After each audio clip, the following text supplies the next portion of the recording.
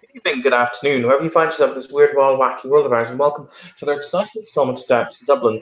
This evening's scene begins as the two double doors leading into the Tsar's Bounty restaurant and social club blow open, as literally Void Frost, in his rage, has booted the doors open. You will see him walk into the room, and he kind of brings he picks up a candle holder, or not a candle holder, you know, those small little glass things that contain candles you have on the tables of restaurants. Candle holder. Yeah, he picks up one of those and he smashes it into he basically pegs it into a wall.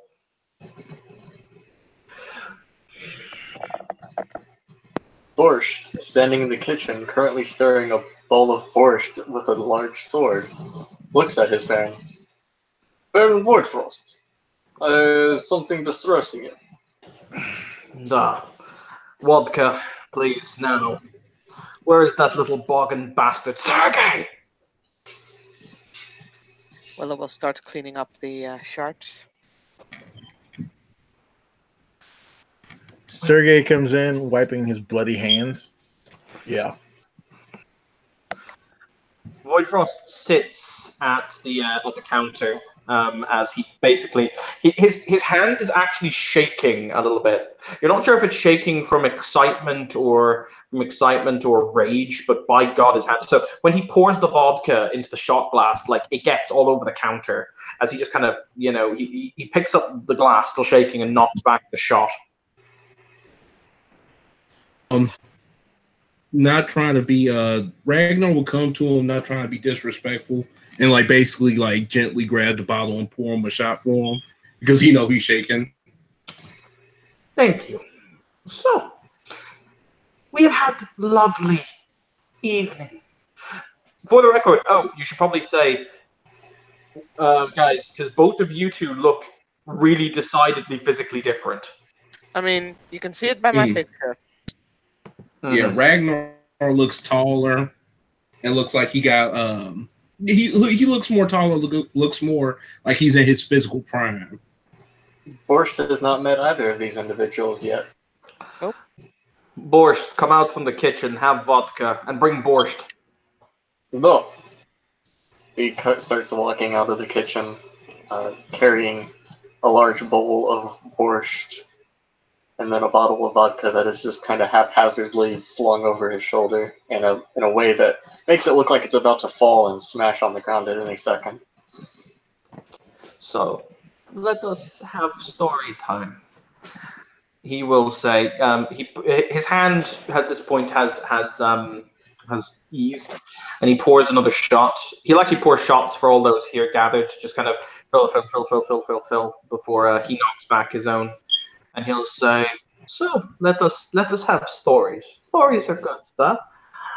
Today, Sir Harold Ep Fuckface Ilunid, whose name I can't remember properly, came here with the suggestion that, and I quote him directly, that he deal with all of the Nervosa in my barony. I took him at his word. Seems like a good and generous thing to do.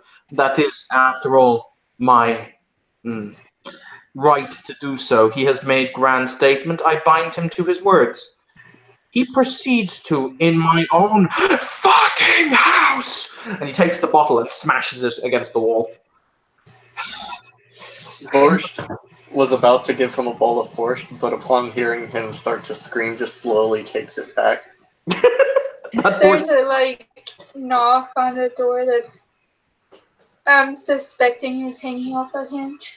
Is that a bad time?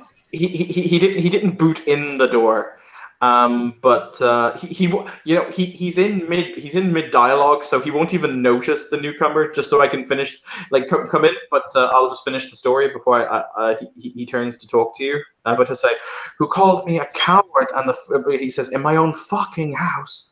He smashes the bottle. Then he is the audacity to wish me to go and accompany him on the hunt that he himself has promised to do. The Suka piece of shit. So we go in order to make sure that this fuckwit does not go screaming into the abyss. I know what you would say, Sergei. You would say that we should have put him in the ground rather than sent him on the warpath. But then again, what can I say? Maybe I'm getting soft in my old age. So, we do this. We find these little fucking Nervosa who have been causing us such difficulty. You know the ones, little fuckers. Until they conglomerate together and merge into a huge, great gestalt entity. 2.5 stories tall it was, if it was an inch shorter. So we do what all changelings do. Even the fucking childling, who's been at this for less than a month, picks up the fucking sword and does their fucking duty. Because it is our fucking duty. So we do our duty. And then Sir fucking Harold decides when it is that we have finally gotten the better of the creature, when we are winning the contest, to unleash fucking Soothsay, or to unleash fucking Kronos. He doesn't control the unleashing, and his wish is that the thing be essentially aged to death. In the process of this fuckwittery, he ages the entire neighborhood a decade. Everyone there, including the changelings, were forced to endure 10 years stripped from them. He has fucked the Ashit in the ass, and it is up to it was up to our beloved Count to come and sort the issue, as it is still in the boundaries of her county.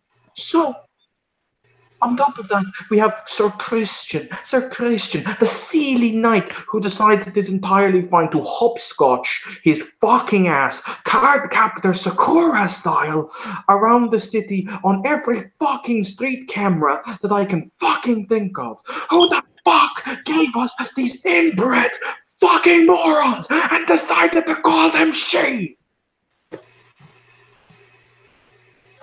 When you are done, I will pick answer.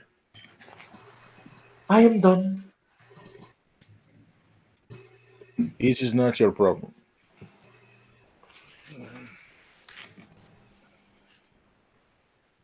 You think not?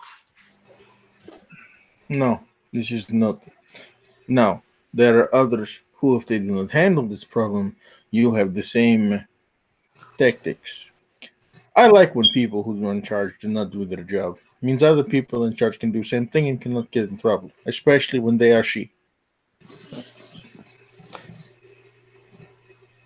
So, like, this really formal-looking lady, like, she is wearing a red jacket with not a single hair out of place. And it's just patiently waiting at the door. Voidfrost stands now that he's kind of gotten all of his rage out. My apologies. Who might you be? She's small. Yes, I am Violet Foster. Barely new around here. I brought you a gift. And she offers a box. Like the nicest bottle of vodka my resources could buy. What are your resources? 5. Oh, Nelly, that's a nice bottle of vodka. That is in fact a nice one. This. She's like, I was wondering if we could possibly discuss rent. No. He looks up. She's obviously a red cap. He can see the fact that she is through the chimerical reality, and he'll say, "I will deal with this in just one moment. You must understand that you find me in an evening when I am somewhat out of sorts. May we interest you in something to eat or something to drink, perhaps?" I would not turn your hospitality down. Good. Borscht! Oh, Another bowl of your signature. Borscht pours everybody a bowl of borscht and starts handing them out with little spoons.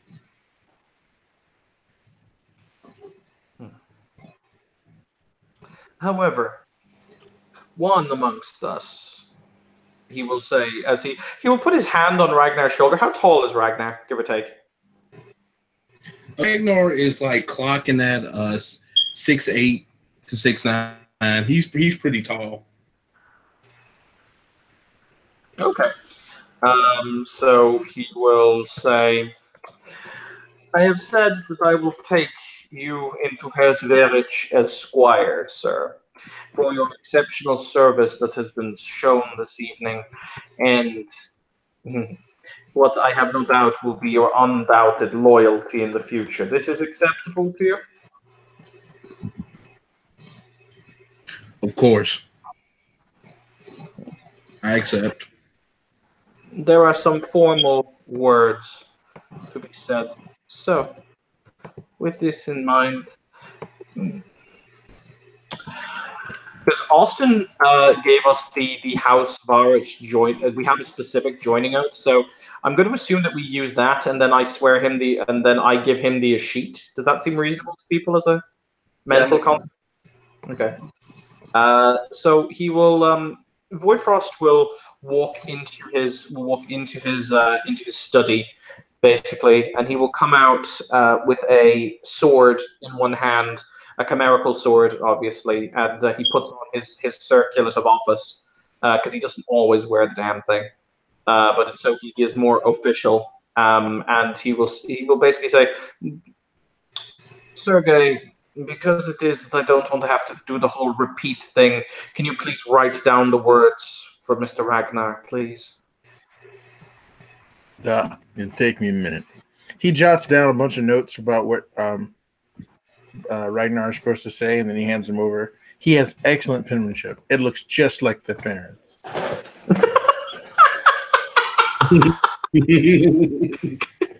It's fine.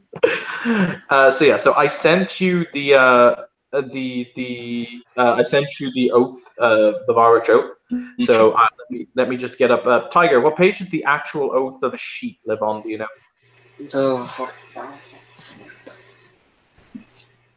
Give me just 1 second, possibly. Oh, I might actually have it. Don't worry about it. No, it's too late. I'm already worried. It's fine. I have it. Don't worry. So he will denote for you to begin. So you give the first oath, basically. Okay. So the first one, okay. I, Ragnar Longtooth, now I end to the beginning anew in the name of Varich, founder of the house, I take as my own. Any words be heard as truth and lived as truth. My actions follow the only truth within my words forever in the name of my new house. May I never let it challenge. May I never give a vowed true love to another. In the name of our father, the moon, and our mother, the sun, may I give honor to House Varich, adopted house, and serve it with all my heart, all my mind, my heart, my faith. If I forswore my oath, may the sun and the moon look upon me with disfavor. May all hands of my adopted house raise against me, and may the pattern of my beating heart fall to the stillness forever. Ragnar Longtooth, in the name of the dreaming, I take you as my vessel. As the stones, the trees, and the grass belong to the earth, so do you belong to me as one of my house and hearth. I promise to hold you, to guard you, and to keep you. I pledge to honor your service as it deserves, and to reward loyalty in kind, and to assure you shelter in times of need and plenty. As the moon to the sea below, so too is my will to yours. With these words, I pledge the sheet to you. I spend a point of glamour, and basically a small chimerical gold coin appears in his hand that has his face on one side, and I assume the House Varich's son on the other, and he will put the coin into your hand, and he will say, "Welcome, Squire." Thank you. Okay, good. Have barrels out back. I need you to put on the truck. About 13. Ragnar was like, what? Borscht raises a hand. What is it, Borscht? According to our house, the oath must be witnessed by both sun and moon. Indeed. So we have sworn it in the night. So too, when dawn comes, shall we swear it again? This means we drink all night, yes? And, Okay. just to point out, I remember your knighting ceremony, Sergei. Needless to say, I think the Russian ambassador fell down in the fountain. It's not my fault. People can't unroll their liquor. It is when you brew the liquor that you use to give them alcohol poisoning. It's not poisoning. He was only late for 1 day. He missed 1 vote. We were played handsomely. It is not Sergei's fault they do not know limits. That is on them. It's He true. will look down at Willow, and he will once again his expression softens for a moment from the kind of the normal icy kind of she countenance. Once again, as Willow reminds him of humanity, even now in the moment where she is frail, the fact that age must come and bite is yet another potent reminder of what it is to be a person. But he will let his gaze linger for a moment before he will say, "Now then, you wish to discuss rent, I believe." Someone wished to discuss rent. Sorry, out of character, I get distracted. Yes, I was wondering if we could set up a meeting to perhaps discuss my plans on setting up a restaurant within your barony. Oh. He contemplates as he flicks his hair over his shoulder. Is this to be a thoroughly grey world endeavor, or something that is to link itself more so to the dreaming elements? Out of character, is it a freehold or not? Yeah. The restaurant, it's more of a grey world endeavor. Oh. He kind of contemplates for a moment. He says, in that case, he flicks the long golden hair over one shoulder, and he says, "I'm sure that we can come to some semblance of arrangement. I'm not exactly sure." He looks at Sergei. "How much do we charge for protection nowadays?" Protection? That's an illegal endeavor, sir. Who does such things? No, insurance on the other hand. Now, there is a customary neighborhood watch sort of situation where we are all paid, or a certain percentage of the days is paid to make sure that the safety of the businesses is done on a smaller scale, and we never have to bother the Garda. No. For example, if you see me rummaging around in your bins with Sasha, is no problem. It is me keeping you safe. As long as you're sanitary. Oh. And this knocker says with the full tattoo on his cheek. However, I must explain to you Lord Varich's belief system when it comes to the success or failure of your restaurant.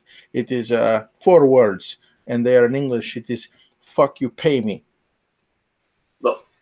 So if you do badly, and this restaurant does not do well, and you are a member of the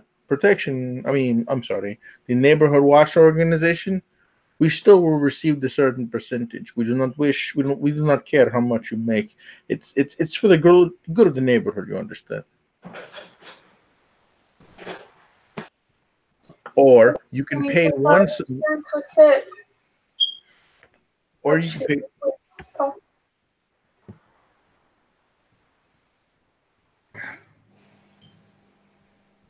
Continue with what you're saying, Marcus. Or you can pay one large lump sum that is like passing kidney stone, and we don't bother you for a year. Oh. It seems to come as a surprise next year, though. However, that is not to say that this is entirely different from my stance as it pertains to being lord of this barony. Even if you do not necessarily pay protection, I am still honor bound by my oath that I have taken and that I uphold that I will protect you from all semblances of etc. etc. etc. etc. But that does not mean that I need to help you in your gray world economic life. No. For an extra fee, though.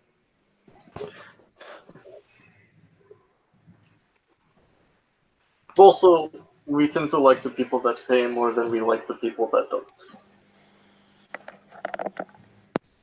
Help, Baron! My house is being burned down by ogres.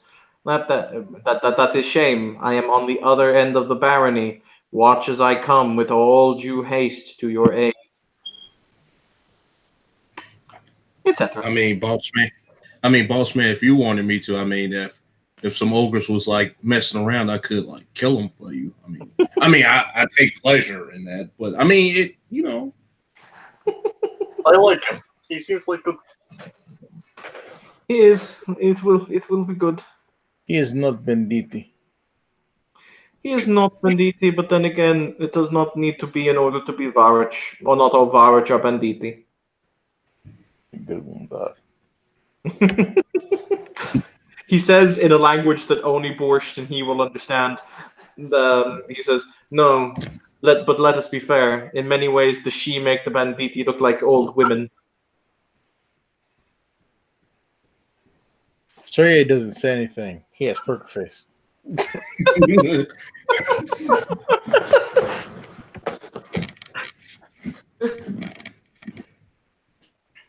But I'm curious. You want to set up restaurant? You said that. Yes, my plans are fairly simple. Recruit chefs fresh out of college and inspire and teach them what it's really like to own a restaurant. But can you cook? Chu raises an eyebrow. Would you like me to show you how I cook? Borscht, is the kitchen presentable for human habitation? Kitchen is mine only. Nobody else steps in. And he just starts walking back to the gates of the kitchen. And he starts barricading them with his body. And anybody who goes towards it, he yells, "Fuck off!" I mean, if it helps, we could always tempt him away with a borscht snack, which I'm pretty sure is just me leaving small cups of vodka. But, you know, it's good. It's his kitchen. But at some point, I would be delighted to try your food, my dear. No, Tim. Do you want to turn to Borscht? I wouldn't dare disrespect another chef's kitchen with my style. I'm glad somebody understands. Same, I would not do yours. Because we have different styles, I am assuming. I'm assuming you do not make Russian culinary dish. I do not. I am a French style. French. He's kind of turns his face and makes a face. How was it you described French cooking to me once, Borscht? Wasn't it all sauce and no substance? Duh? Yeah, I said it tasted like the fucking leavings of a goose.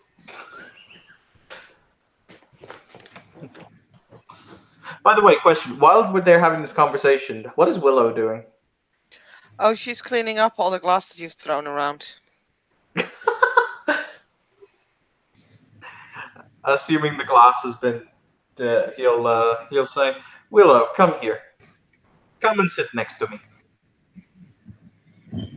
Yes, sir.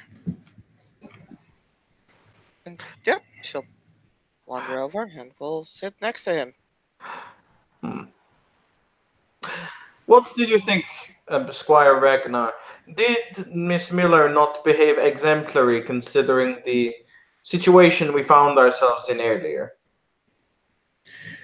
She took a sword right out of my sword belt and went to work.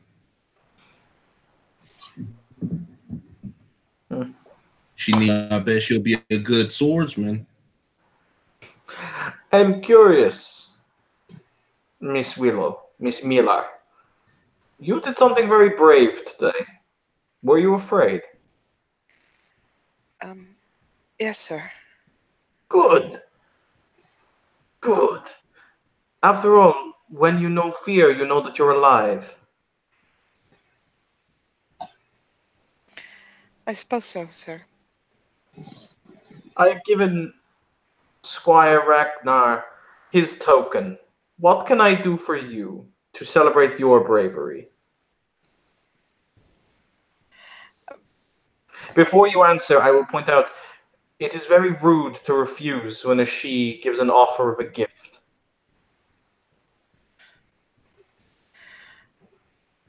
Sir,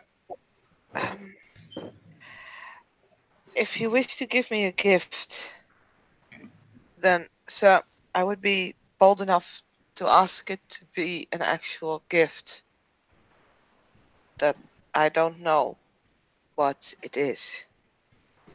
As that is the nature of a gift. Is that it's something unexpected that I don't know and I can't see yet and have to. The greatest gift of the gift is not knowing what it is yet, even when you hold it in your hands. Well, that's what my grandmother used to say, at least. Ah. Very good. This we shall do. But we will get you something that is suitable. You were very brave.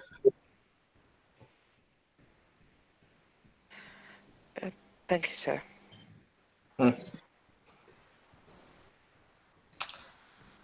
Sergey, explain to me something.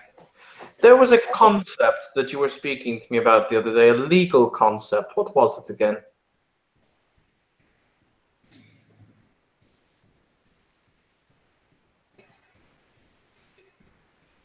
I don't know if Marcus is there.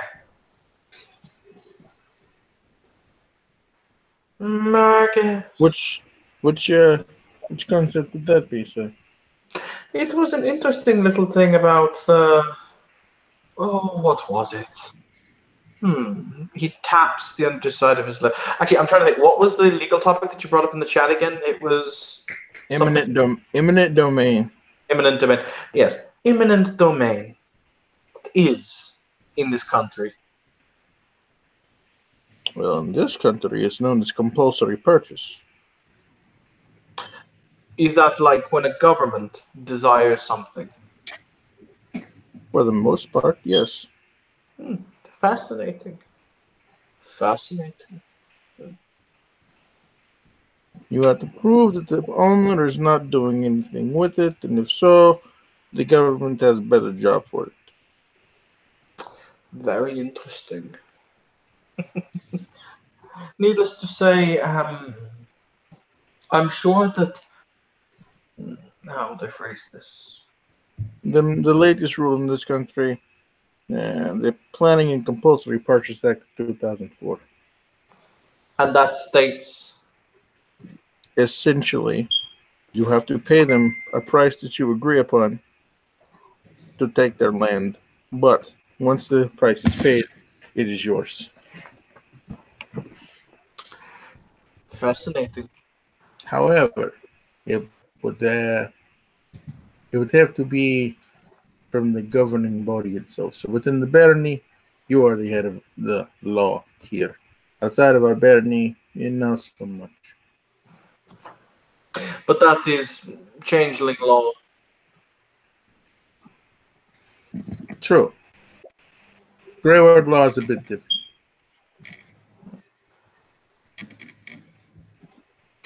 Interesting. I'm sure that we should look into this for purely academic reasons. Purely academic, yes. I was reading about it on the internet. Ragnar, why are you eating a chicken nugget? Where did you get it? He'll look, he's like, it's wasteful how they waste food. It's wasteful. Perhaps our friend here, he'll say, looking at the new red cap, has a more refined palate than my dear squire. I will say I've at least tried everything once.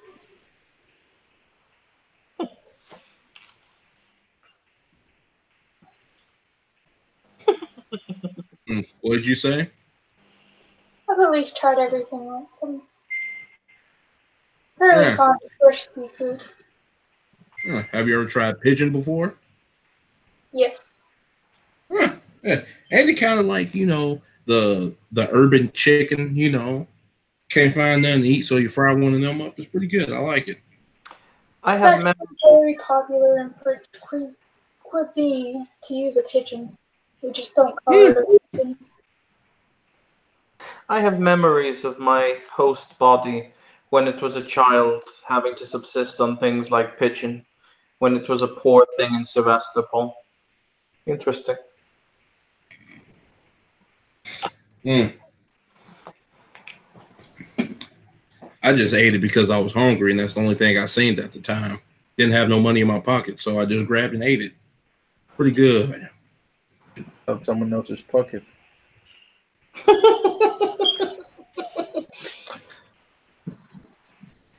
Borscht, is possible to buy. Is it possible if we were to contact like some kind of limited butchers or meat markets or something to buy pigeon? With enough money, people will do just about anything. Y'all out of character. All y'all chefs with cooking one. No good in hell well. You can buy squab. And, What was that, Marcus? You can buy squab. That's a pigeon. Huh. I wish it to be bought. I wish to try pigeon.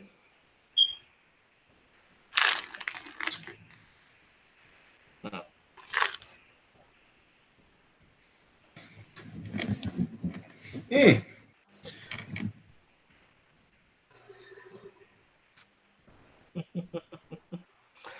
So,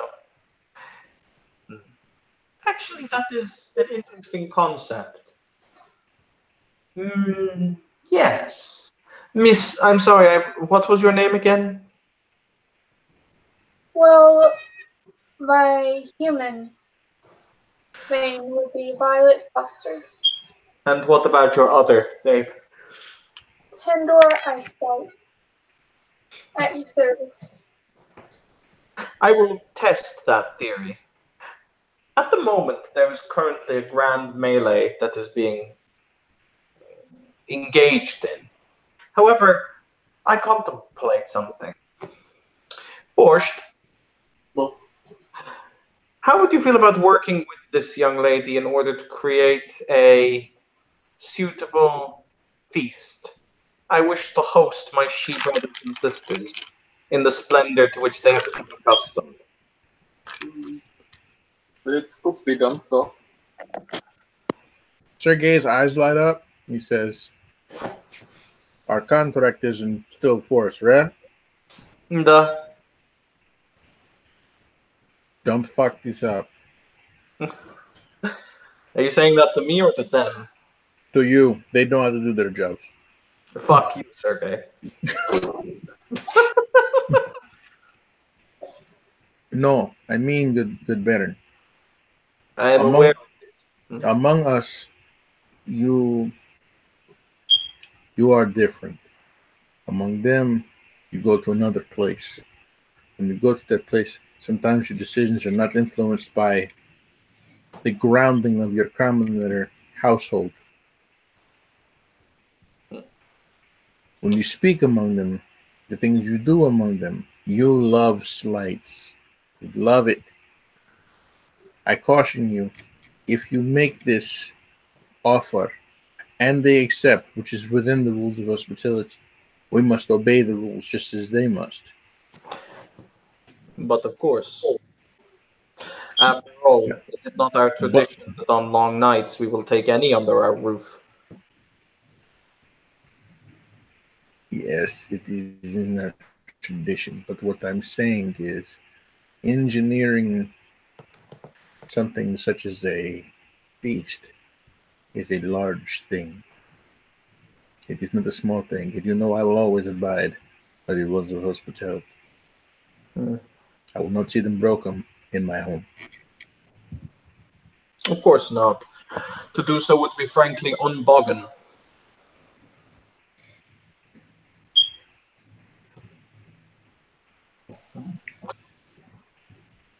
Ragnar. Yes, boss man. I'm thinking that you are going to go into the dreaming tomorrow, or rather, into into the dreaming. You shouldn't have to go far, but you're going to start collecting us suitable ingredients for a feast. Okay, I can do that. Just give me a list. He looks between the two chefs and he'll say, I have no doubt that both of you are capable of doing this. No, Wonderful. Should we make a handmade bratwurst? if I am making borscht, I do not know what you are making. Both of you, this will need to be many, many, many dishes, not just one or two. This must impress she, after all. They tend to. I guarantee they will probably only eat a mouthful from each plate, but they must be impressed with the number of plates. May I ask, are we talking an 8-course meal with 3 variations for each course? Sergey, why don't you tell the little ones what I have in mind? Because I think you already know. Mostly because out of character, Evan has to go to the bathroom, so I'll be back in a second. Violet will turn to Sergey. Sergey looks at you too and goes, you know how to cook, yeah? I would Both say of you? Both of you are aware of how important it is when you serve an ability, how everything has to be beyond perfect, yes? No, So, here's the question I ask you. We want to give a gray world. Now, we can do this in the gray world, or we can do this in the dreaming. Chimerical chandeliers, chimerical glass plates, serving cooked chimera, all those sorts of things. Or we can take them outside of their element and force them to eat at the table with knives and forks. Which do you suggest? I am personally more comfortable with Grey World delicacies. unfortunately, we are impressing she, and we do not care what we are more comfortable with. It will more than likely be better to handle things that they are used to. Or prepare things. Well, yeah. English is taken, if you understand. So here is what we do. We secure a small holding, a rental, something, in the dreaming to hold it. Then we will secure from Nokker's Bosch the utensils of sun and moon emblazed with our body symbols. Yes? No, Then we will go on hunts to capture many, many pieces of game, many, many pieces of game that they are not going to have eaten very often. And she will learn to prepare them with your help in ways that she is comfortable with. Working together, you can make dishes that would taste the mind, seasoning things with sunlight, seasoning things with fear, seasoning things with winter, summer. All of these things are the things that we will do. But we will give them as varage. We are the sun, we are the moon, we are the night. We create these dishes and we create this opulence that they are used to. We do so in the dreaming. It will take much glamour, but I think we have what we need in our coffee. We need to show them that we are not what they think we are. We are we are changelings. We are house varage. That is what we are serving them. You understand? no. Yes, sir. Mm. But is he like of night? Yeah. Okay, then I used the right title. When y'all giving me the ingredients, make sure you just have a little pictures and stuff, because I'm gonna probably have to, I'm more of a visual guy. Not that very smart, but just want to make sure I get the right stuff. Kind of just. You are correct. I will do this thing you ask. But most importantly, when we go out and we look for these things, the why. That is the story that we are telling. Why are we doing this? Well, if asked by anyone, what will we tell them? What is the story that we will all have? Please, assist.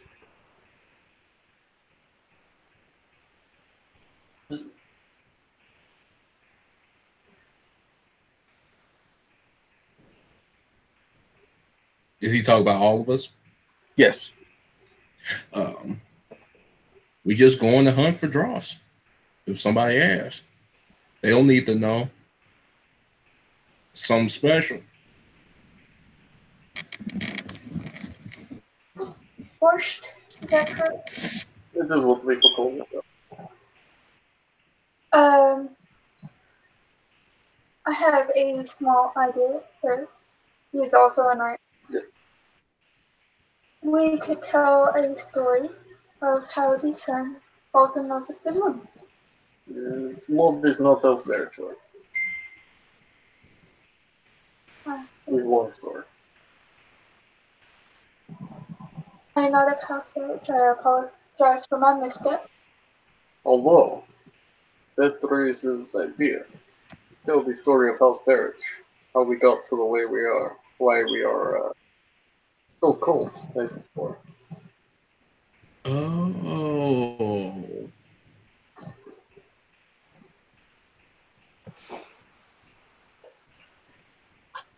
That is, Bush understands. Yes. We tell the story through the meal of our house. Show what we are to represent. But this is one thing. Have seen, but to be shown from us, by us, Could I perhaps know the shows. story to grasp the concept better? Please, Sorry, I didn't mean to please interrupt you. continue.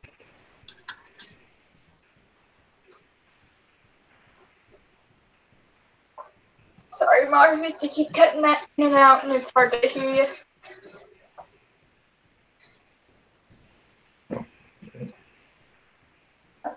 Can you hear me now? Yes. Okay. I think it's best that we tell this story from our own lens. But because they see us as one thing, we want to be the thing we are, not the thing that they see. Many stories have been told about us based on instances, but we are more than that. And that is what we will show them with this dinner.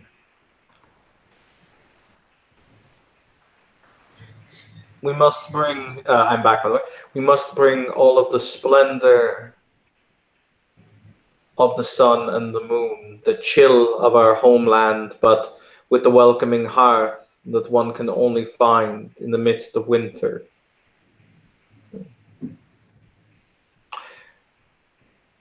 He'll look at Sergei and he'll say, in the dreaming, it would not last for more than a night or two. However, I do possess the ability to, if we were to wish, create, say, something truly spectacular to act as the host place. A castle made of ice, perhaps.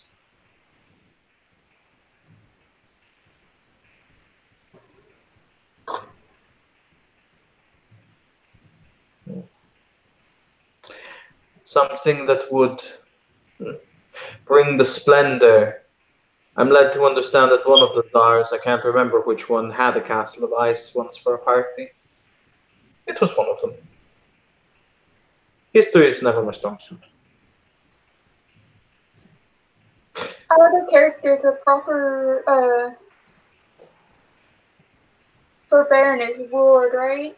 Or It's either just it's either Baron or my lord. Yeah, whichever you prefer. my Lord, if I may suggest, if we wish to equally represent the sun and the moon, maybe we could have dishes of light crafted from light. An excellent idea. Sergei,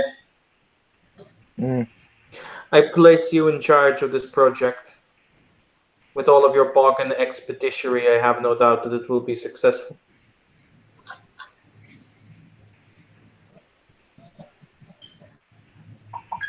Okay. As Sergey just kind of mentally screams, "It's not like I've got a million other things to do, you pointy-eared bastard."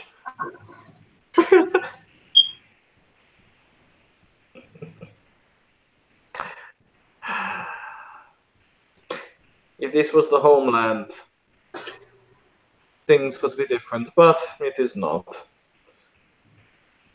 I suppose we are just the playthings of fate.